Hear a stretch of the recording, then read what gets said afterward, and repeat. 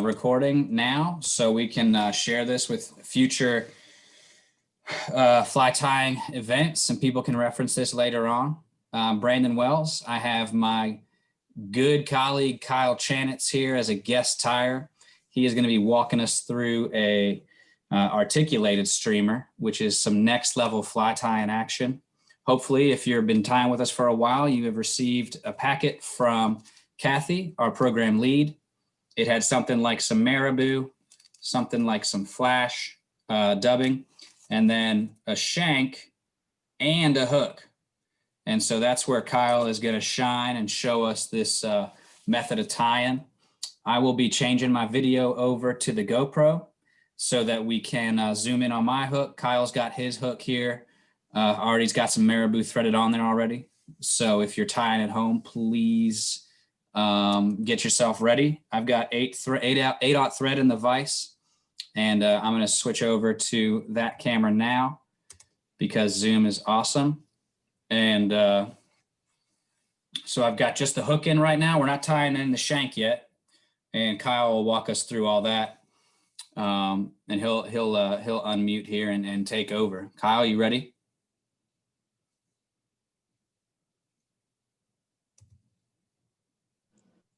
There you go, buddy. All right. Now I can see everybody. I don't know what I did, but awesome. All right. You guys ready to tie this? So it's pretty much a woolly bugger is what you're tying. It just happens to be on two things, right? So first you tie the tail on the hook, and then you clip the shank onto the hook, and then flip that in your vise, and then you continue with the body of the fly. And this is for the mini. So we're doing the mini one first, the micro one. So the 15 millimeter jig shank, it's gonna look like that, something like that when you're done. So you guys ready?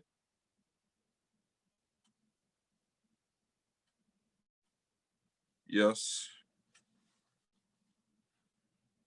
I got a few thumbs up there, Kyle.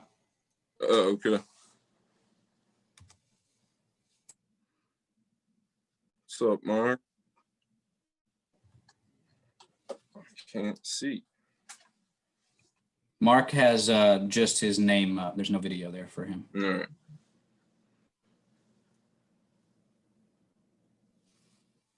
All right, I'm laying this thing on here. Kyle, So what do we say here? Like a shank and a half? Yeah, so you want it to be about, for the micro, you're going to want to go about 2.5 times the length of the hook. The first thing I do is get some thread wraps down on the hook. And you don't really need to take it back far. So we're only really tying on the front of the hook. The goal of the marabou is to completely just hide the hook. Nice. So, if you want to add like rubber legs or something like that, you'll have to add more. But for this one, which I think works just fine, it's gonna end up looking something like this. And I give you guys like little tufts of marabou that were in there, like that. These like little puffy things. It's to fix it. So like this one where I ripped it, like I would go ahead and lay that on top to cover that up to make it look like one piece. But I'm super finicky, so don't worry about me. So and if the marabou's going out of control on you guys, you can just you can wet it down. Yeah. And it'll be itself a little better. Absolutely. And I always, like, if you get a good blood quill like this, I always pull it down and kind of pop out that middle section. So, and then like this, you can see it now. So I'm gonna rip off just a little bit. And you just pinch it, and then with that way it's split like that, I kind of put one on top and one on the bottom, but it'll all come together. Pretty easy, pretty much just like tying marabou in on anything else. So, and if you have any in your way, hot here. There's Shane, Kathy. Just put like 2 loose reps and then crank it down really tight.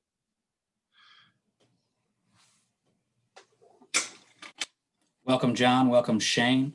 Thank you for coming in. We just got started. We're tying in marabou, so you can catch up. Micro jig shank. Start with the hook first, and we're tying in marabou 2.5 times the length of the hook. It's gonna look something like that. Sorry, I have like a spotlight behind me. That's nice. Trying to hide it.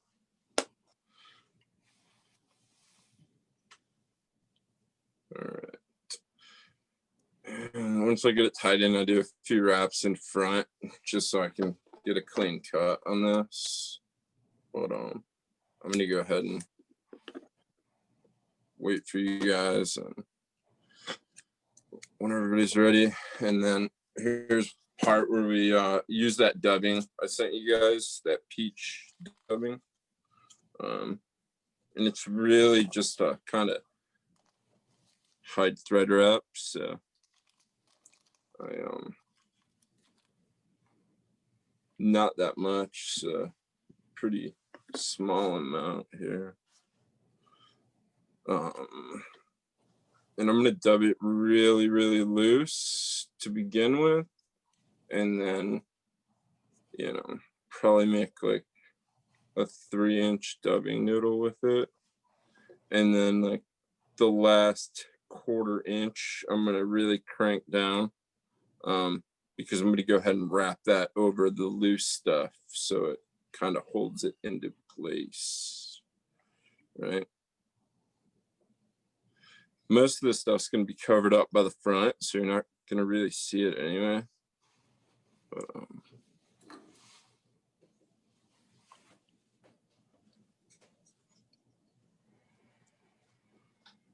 and then just kind of just pull that hook eye back, kind of do a couple wraps over the loose dubbing, and then pull it back and do a couple wraps in front of that loose dubbing.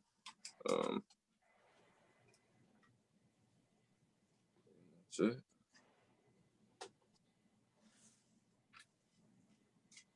So far, so good. Yeah, good to go. We'll finish that, right?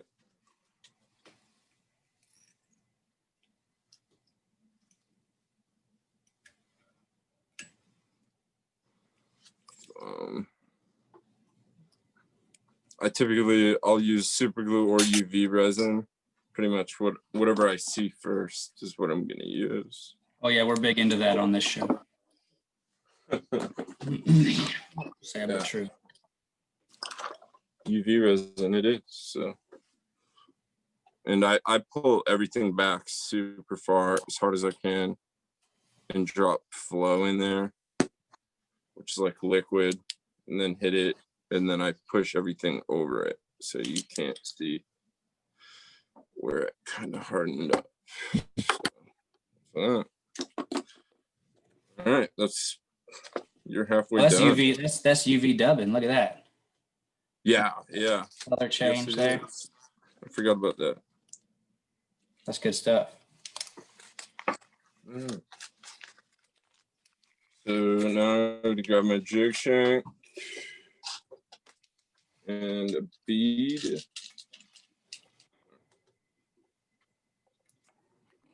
You guys already hooked up. What color beads do you guys have? I've got a gold and I've got maybe a peach color. Cool. The gold one matches the hook on this. So here's the shank that Kyle's referring to, and it's got a jig head there. So it's a tungsten jig head. It's pretty heavy. So I'm gonna take it and go straight down through the eye like that.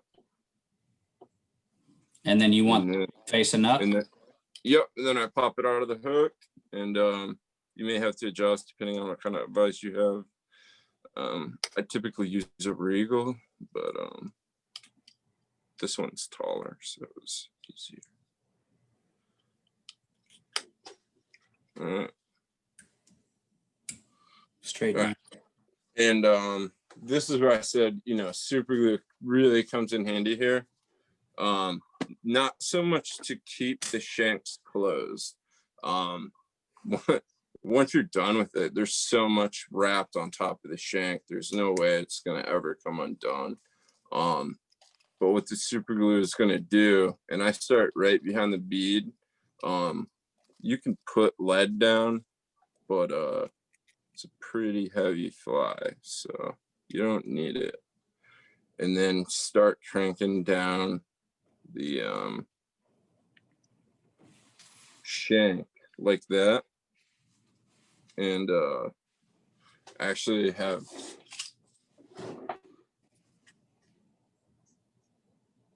my finger protector, which has so many holes in it. I've learned that the hard way many times. You guys can't see it. All right. So you're gonna lay the super glue right down on top of the shank, and it hardly any. It's just to stop the thread from sliding. You really want to close off as much of the shank as possible. That articulation's gonna move no matter what, so you want to get, as high up. And I typically use the vise as a guide, so I'll stop in there. If you can see, I use pink. Hopefully you can see that. Can you guys see that all right? You're gonna have to get a little closer. Or tell me what to do. Should I take the thread? So you're perfect, Brandon. So just put so you're gonna keep moving to your left towards the hook, but you need to put some super glue down on the top shank. All right. And order to keep it from falling down. I got you.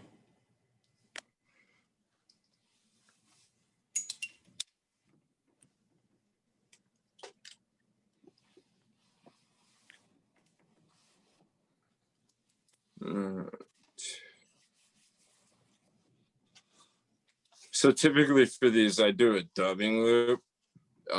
With that dubbing, we're not going to do one today because we're tying to flies, but you can also do hackle. So that's why I'm going to tie in some wire. Did you guys get wire? Do you guys have wire? I think there was monofilament. There you go. Okay. Somewhere, yeah. Yep.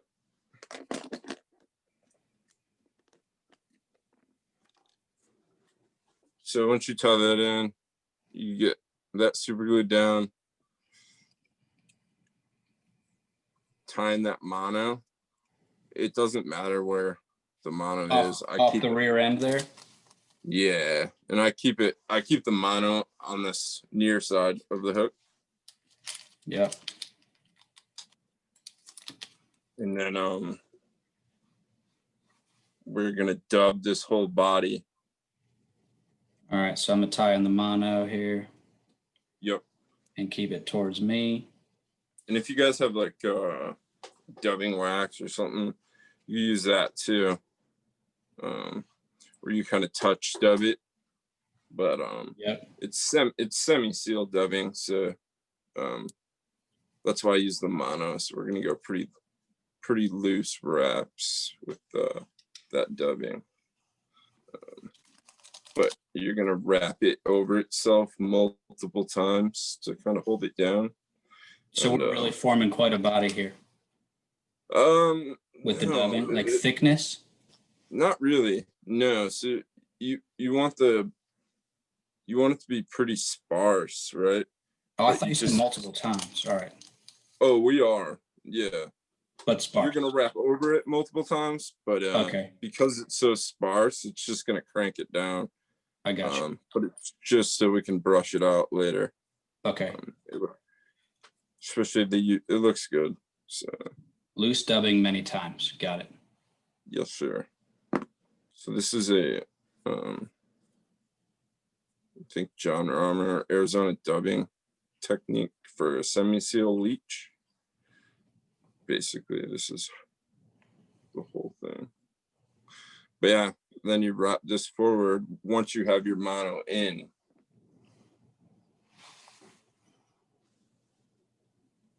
Okay, I got my mono here, waiting patiently.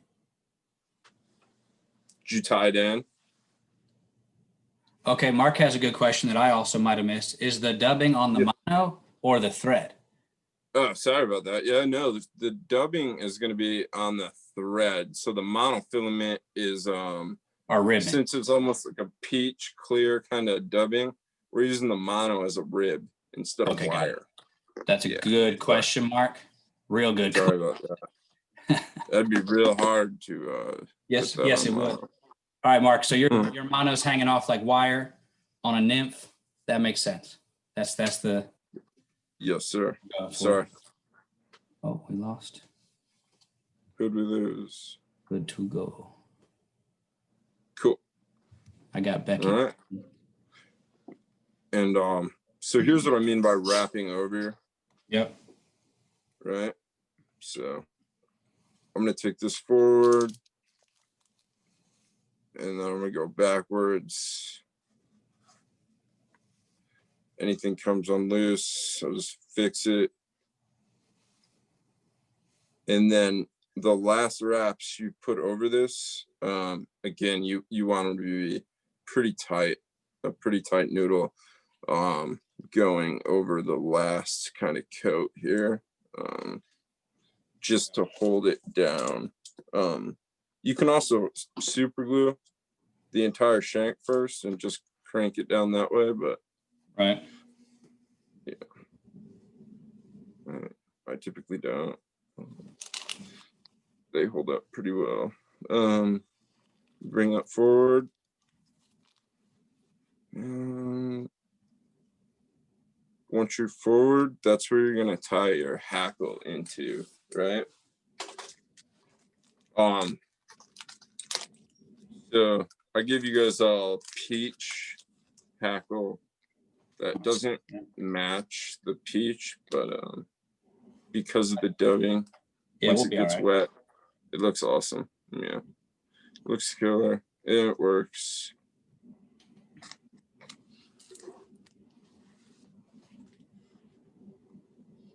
So I do the same thing as like a woolly bugger. I'm gonna tie the large end. So I'm gonna cut that off and kind of make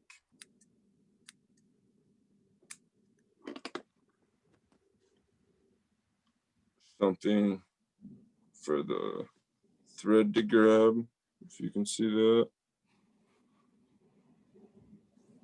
Right?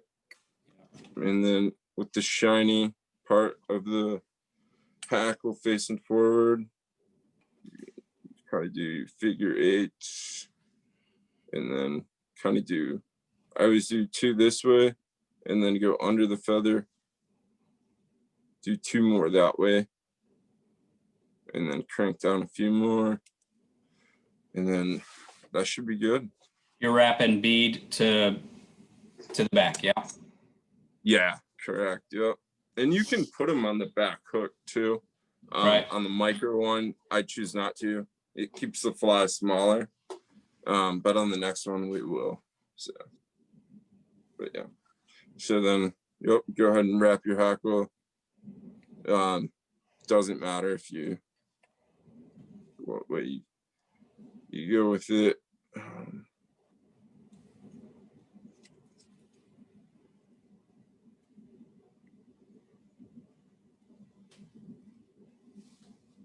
All right, and then you get to the back, right? And then you have your monofilament, same thing. I take it and do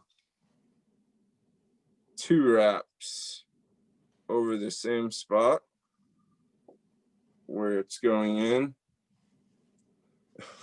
And then there's really no way that I know of to do this where you're not going to trap hackle. So, Yep. It's not possible. I mean, I just take Velcro and brush it out. So then I just wrap it all the way forward. I'm probably going to get 4 wraps maybe. And I got 5 wraps total to the bead. And make sure.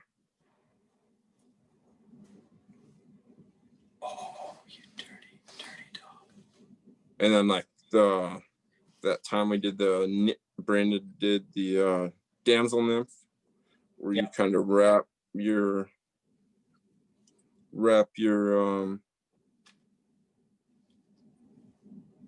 wire. Yep. Before you go around the bead. It's a good idea because it will slip out pretty easy. That's right. It's a lot different than actual wire. Yep. Just had that happen. And then cut that, and I don't really get too close to where I crossed the monofilament with the hackle. I just kind of cut it and leave the piece hanging back there. It's kind of a thing I saw in a Kelly Gallup video, and I've just kept it. It's faster, and you know, once it gets eaten a couple times, it doesn't matter. So, and we good. And then you can do a hot spot in between the bead, or right behind the bead, using any color dubbing you want. You can add eyes there if you wanted. If you do, it's 4mm eyes that you're looking for. But I'm gonna just be old school and put some dubbing behind it, and be done with it. And so a lot of times with these peaches, I will actually use the leftover marabou for dubbing. Yeah, just because I lose them a lot, and I make a lot of them. So. But once you do it a couple times, it's a pretty easy fly. It's kind of intimidating, I guess. It's kind of out of your comfort zone, but I think you guys all got it done. It's the only way to grow. So, but once you do it, you kind of like, that's it. The hardest part really is struggling with the vise and not sticking yourself with the hook, to be quite honest. So I'm going to do 2 whip finishes up front. Once I put the hot spot on, cut that off as close as you can. Loose tag ends will definitely come undone.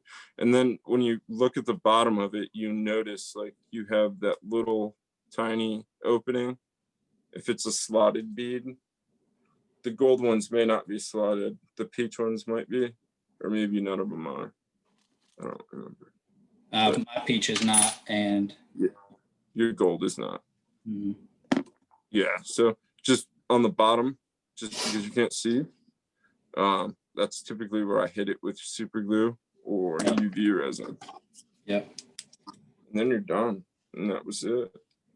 That's pretty neat. It's definitely got some motion. Yeah, they swim good. And that's it. It's pretty neat, dude. Pretty easy. And anybody got feedback from the peanut gallery? Any questions? Anybody get lost in the sauce? So the next one's the same thing, except you're gonna wrap hackle on the hook and the shank. It's basically almost like a double hook design without the second hook, you know? Yeah. So, but you could put a second hook in there, you think? yeah, absolutely. If you would have to piggyback it off another shank, but yeah. Gotcha. So yeah, I have game changers made with these jig heads on the front of the game changers, and they hold up. So okay. Yeah, pretty strong. Yeah, that's good. And next, you guys go. What's up? It looks really good, man. I appreciate it. Oh, absolutely, man. That looks good. I can't see everybody else's. Well, we're Everybody's gonna going. souls out there to turn on their cameras, hopefully. Oh man. Share something. We'll see. We'll see who's feeling brave.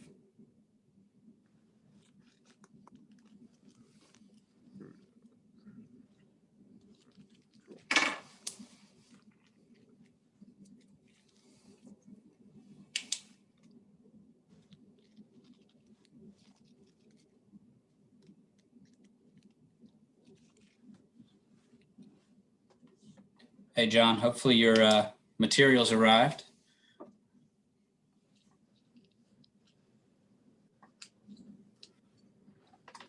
All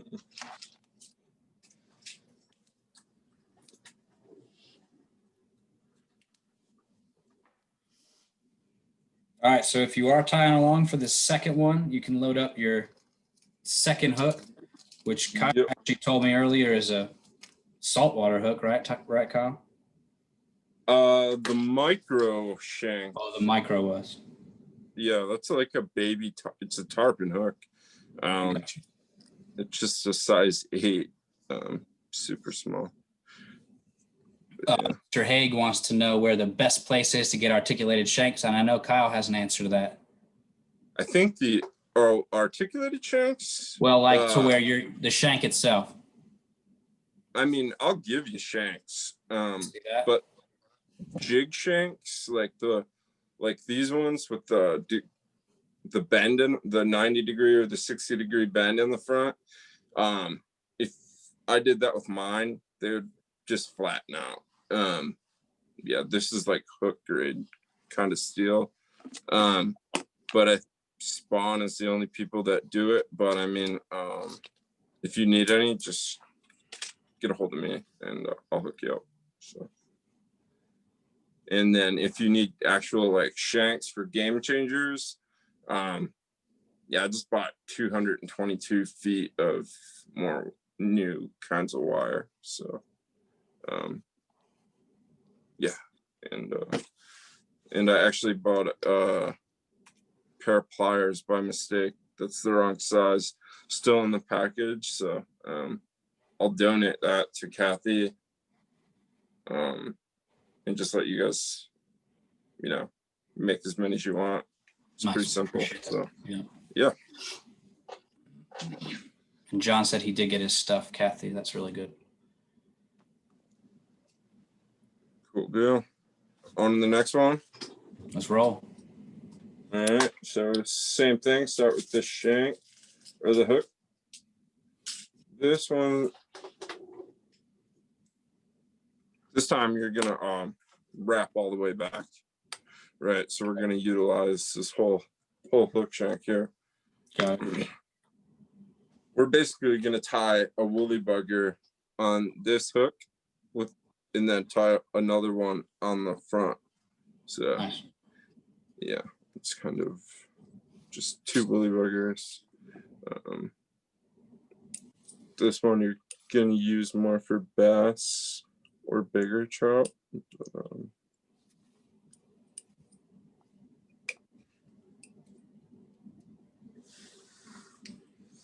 All right. Same thing with the marabou. I just kind of, so with marabou, I'm super picky about it. For instance, like this one, I won't use because it's really stubby. So I would use that on like a smaller one.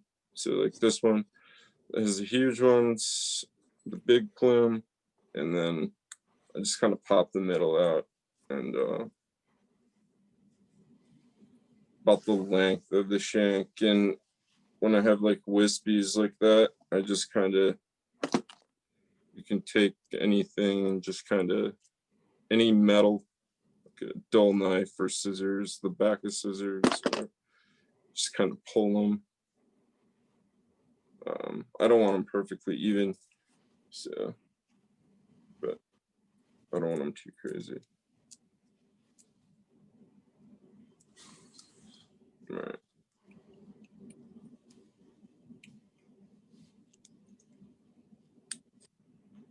And then I'm going to tie this in right at the tying point, where right behind the hook point, and then a couple wraps under it so I don't rotate, and then on top of it. And so you can actually, same thing as that damsel nymph, you can actually twist what was left of yours and wrap that forward if you want, as the body material, or you can dub it, or you can dub it with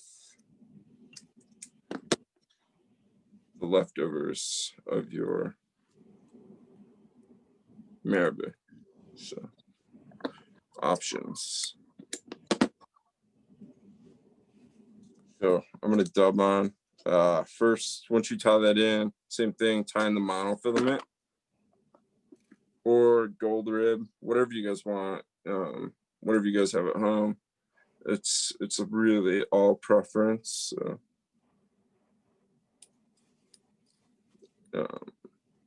These things are going to catch flies, or they're going to catch fish no matter what.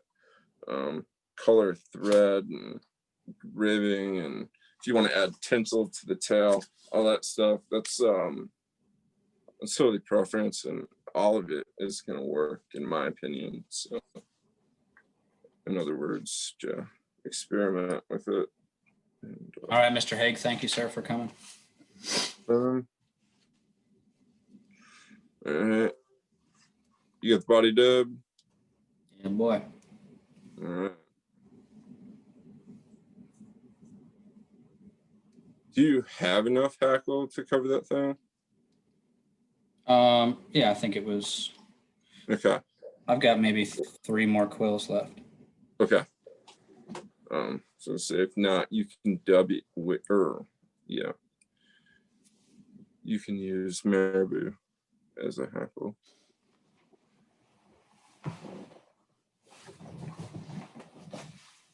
Oh, I see what you're saying. Yeah, I think so.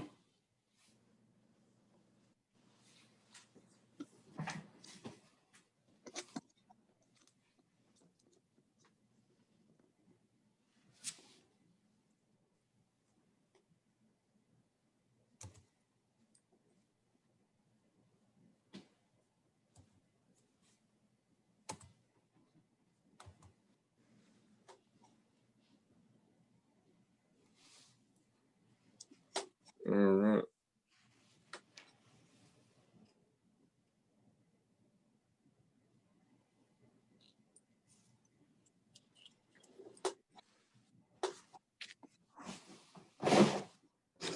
Same thing with the hackle. And sometimes, like if it's really long, you don't have to do this, but I rip all the hackle off of one side, just to make it more sparse. But if it's too bulky, you're saying? Yeah, it kind of drowns the fly a little bit that way. So. All right, so he prepped his hackle feather. He's tying that in at the front. And then we're going to wrap backwards to our mono, right? Yep, man, since since I ripped it, I do 3 wraps in the front, or 2.5, and then I start moving back and open spiral. Yep. I'm really trying to leave this one sparse.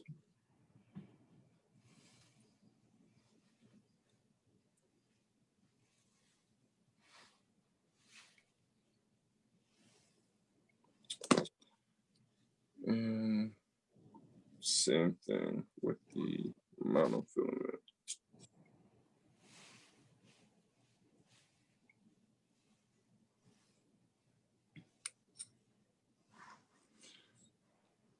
So with that mono, I always kind of hit where I'm crossing the feather, the hackle, kind of hit that twice before I wrap that forward. Yeah. Makes sense. Yeah. And you can hit it with UV too. Once you're done. UV the world. Oh yeah. Or you can let go of it like I did. We've all been there on this show. There we go. I probably have like 8 hackle pliers in here somewhere. Just sitting there collecting dust. Yeah. Yeah.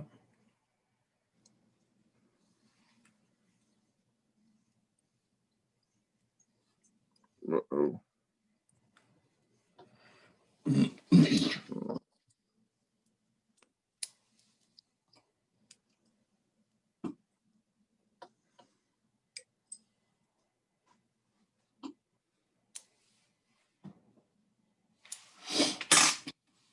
If you do trap any of those feathers with your mono, you can take your dubbing needle and try to do some surgery to free those feathers. And if you're comfortable and think you really have that thing locked down, Velcro works really good. Something like this is what Kyle's talking about, little Velcro on the end of Nice. any of your tools, really. And you can just pull at stuff to free it up.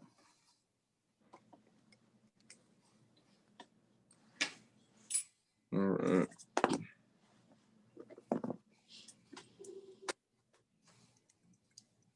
And you put a little head on there, Chanitz, or do you just kind of finish it right there? Nope. Yeah, just kind of finish it. Right. I I'm gonna instinctively UV it on the front of it. What's that? I kind of instinctively put a head on the front of these flies for some reason. Oh yeah. Yeah. Right here is typically where I would put in rubber legs. Okay, gotcha. But you don't need them, but they look cool. I got you. Typically the ones I sell have rubber legs, but the ones I fish I don't really bother with that. So awesome.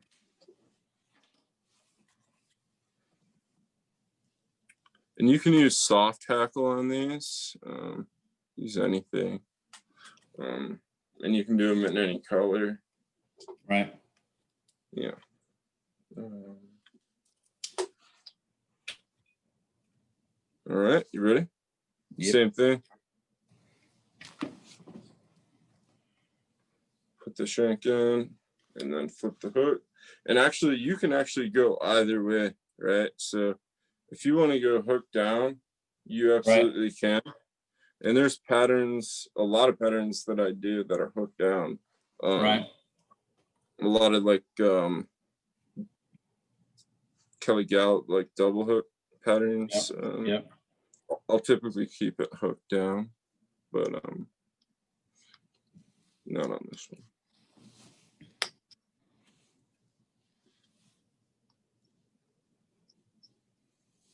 All right. If you guys have lead, you can definitely add that. I'm gonna add some lead. I don't want this thing to dredge the bottom.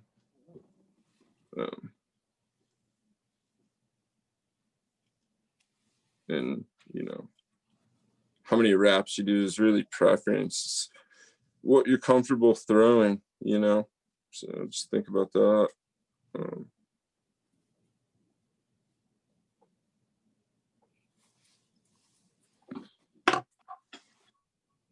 And I'll wait for that.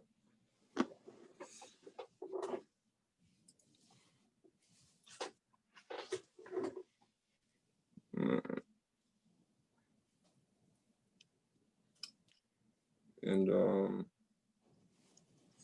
then you're just gonna get your thread going.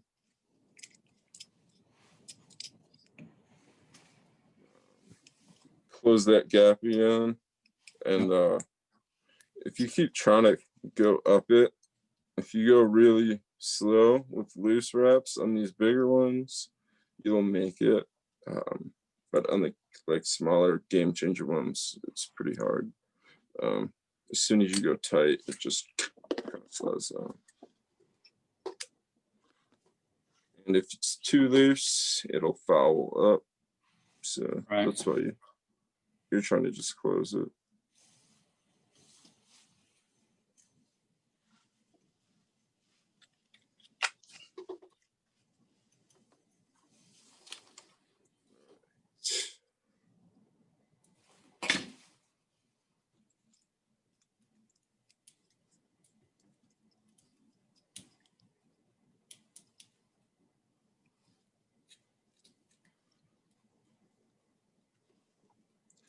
And yeah, you're gonna get glue all over your vise once you start messing around with these shanks. I keep a butane torch here and by, and I'm not joking. I just hit my vise side with the butane torch. That'll dissolve it. Yeah, probably once a week. Just burn it off. Right. Yeah. Okay. But yeah, just kind of avoiding getting super glue on there. Try not to get it in any mechanical stuff. But. All right, cool. Now tie in your ribbing. So if you have mono left, or wire, whatever you want to use, I'm actually going to go wire. So a little more weight. Weight, yeah. Collar, weight, and I'm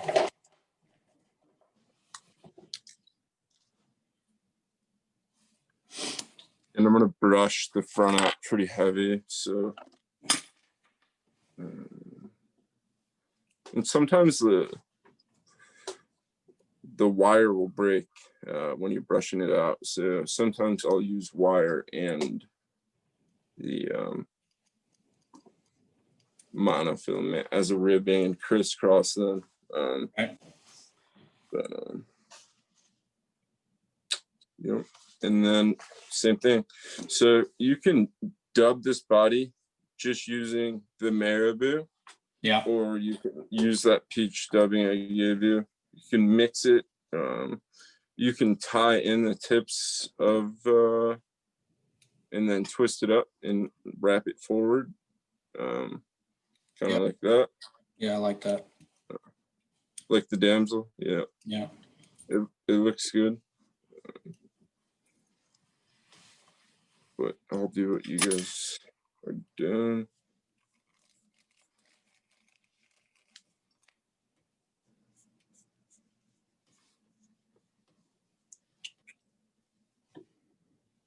So what Kyle was mentioning was if you took a piece of marabou and you wanted to dub with that, you would you'd kind of get it under control pretty good. And if I were you, I would snip off the tips pretty straight so you've got a pretty nice tie-in point, and lay those tips down on the shank, and then wrap it forward once they're clamped down. Yeah. And that's going to give you that effect of the dubbing without having to use dubbing. And then you can just take your marabou and kind of run it forward, much like we did with the damsel.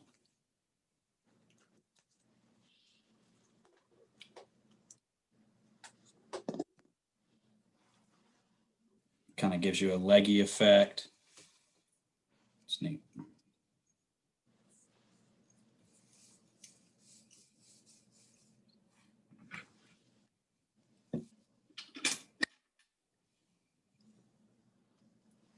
All right.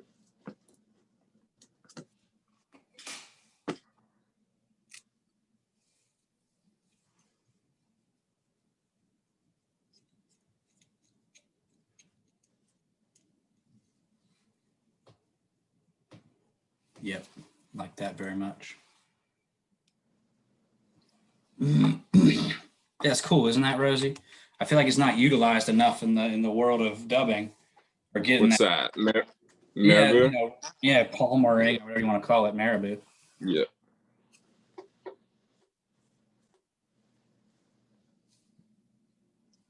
And it soaks up a bunch of water too. So if you do have that fly that likes to get down, Yeah. it'll soak up some water. And that you can pluck out real easy. Right. Looks good. And it's cheap. There you go. And every color known to man. So I started doing it really out of,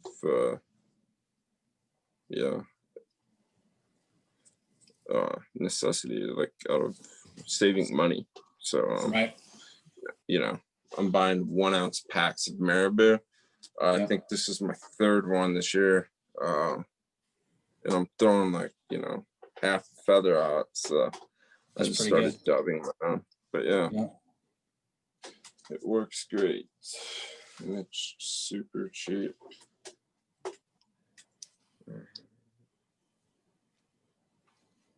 So unfortunately, like last week they came out with soft hackle in the same color as the peach marabou. Oh, there it is. But I had to dig into the fly box here to find some hackle. Nice. But yeah. Which I think is too small. That's all right. Let's see here.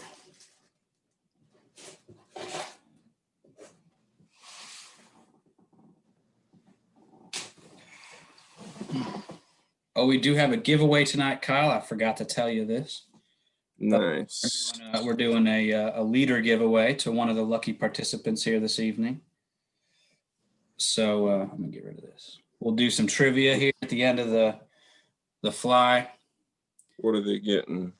They're gonna get a 4-pack, Kathy, of 4X. I think that's what it was.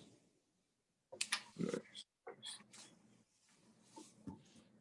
Just show up in the mail.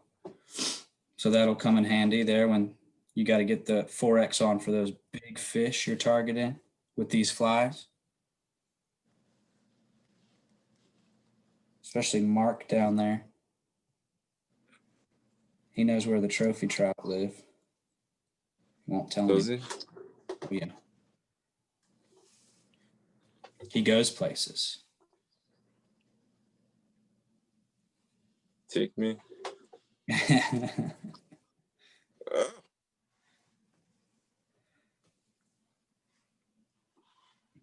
We'll just do that one more time. All right, so I've wrapped the hackle backwards there. I'm gonna wrap my wire around the hackle to make sure it stays put, and then run the wire forward as ribbing and as reinforcement for the hackle.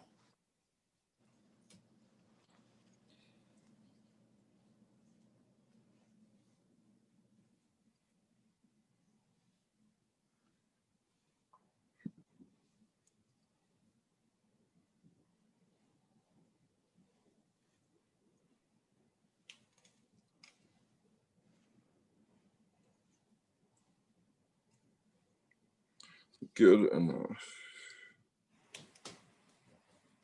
Oh, that was lucky. I'll hide that.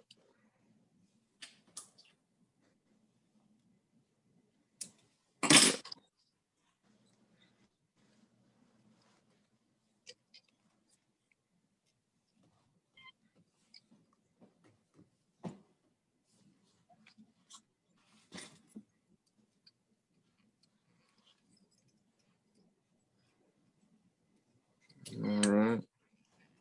Yep. It's taking shape. Yes, sir.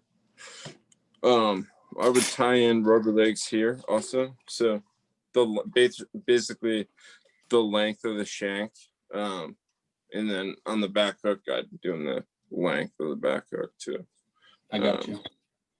Like a little nod to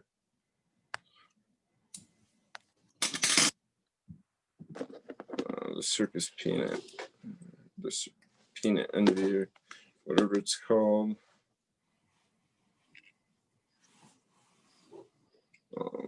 And then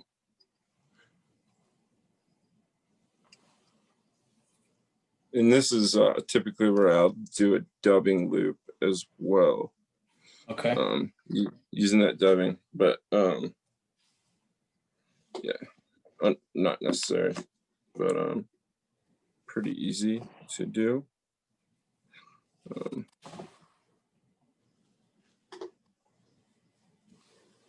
I'm gonna go ahead and do it really quickly. So you just basically stack this until they're all parallel, going in one direction, and you can actually kind of cheat and just hold it around the hook and tie it and then fold it back. That works. Or you can just tie a little loop in there and then drop these in there, going perpendicular to the thread. And then I'm gonna spin this thread up pretty good. And hopefully the thread doesn't break.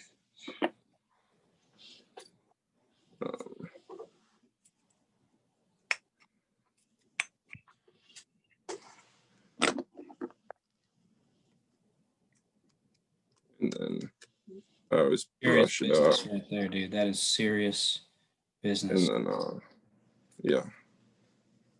One more time. And then you just palmer it back, and that's it. It's kind of like hackle. It's like putting a soft hackle collar around it a little bit. Except it glows, but yeah.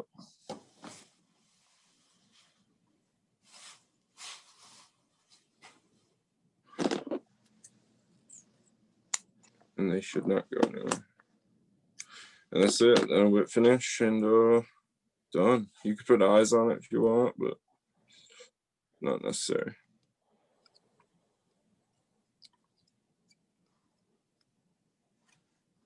And that's it. It's an articulated woolly bugger. It's good stuff. All right. That's it. All right, appreciate it. And yeah, man. Any final thoughts there, Kyle? No. Does anybody have any questions? So you fish it just like a woolly bugger, drifting it. You can fish it on a dead drift, or you can strip it. Either way. On the smaller micro ones, I'll actually nymph those with one or two other nymphs and just let them kind of bounce on the bottom. Nice. Yeah, yeah, they get hit pretty good. Smaller ones are my favorite for trout. And these larger ones, though, bass are going to be, especially right now, is a good time to use them for bass. So, yeah, that's it. And hopefully you have some material left over to tie some more. And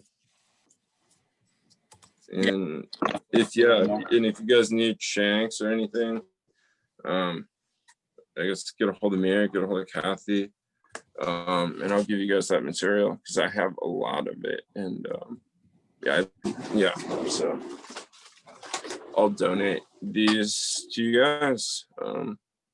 These can be healing waters, shank pliers. So yeah, we could make our own. Kathy put in the chat that Orvis also carries articulated, shank tie articulated. Yeah. So it sounds like they're everywhere. I definitely like the comment that you got to throw the meat. I think that's That's accurate. This is definitely Thank you. a fly that goes in the meat locker. Yeah, they're fun to fish. Absolutely. That's good stuff. Thank you again. Yes, sir. Thank you, To feel guys. brave and turn on their video, now's a chance. If you want to show it off, you want to hold it up, now's definitely a chance to do it.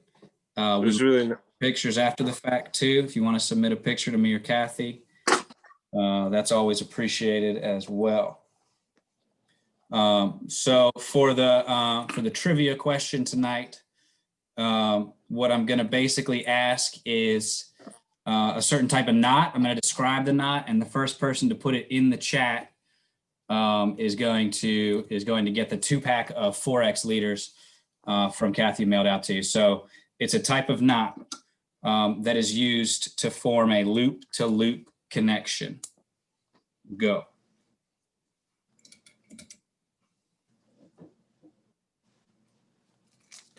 What type of knot do we use to tie loop to loop? Crickets in the chat.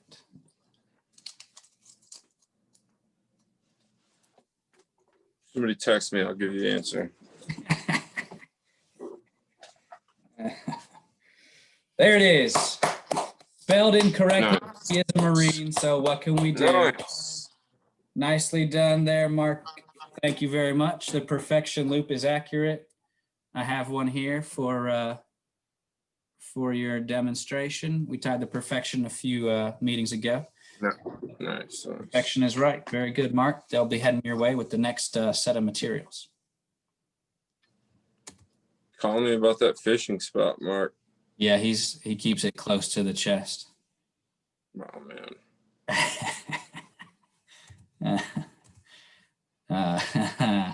All right. Thank y'all. I hope you liked the Zoom. If you didn't, let us know. If you did like it, let us know. And we'll probably be keeping this platform for a while because it just seems better. If there's nothing else, take pictures of fish if you catch them. That's right. That's right. Just don't know. Yeah, that'd be cool. I'm gonna cut it off. Thank y'all. All right.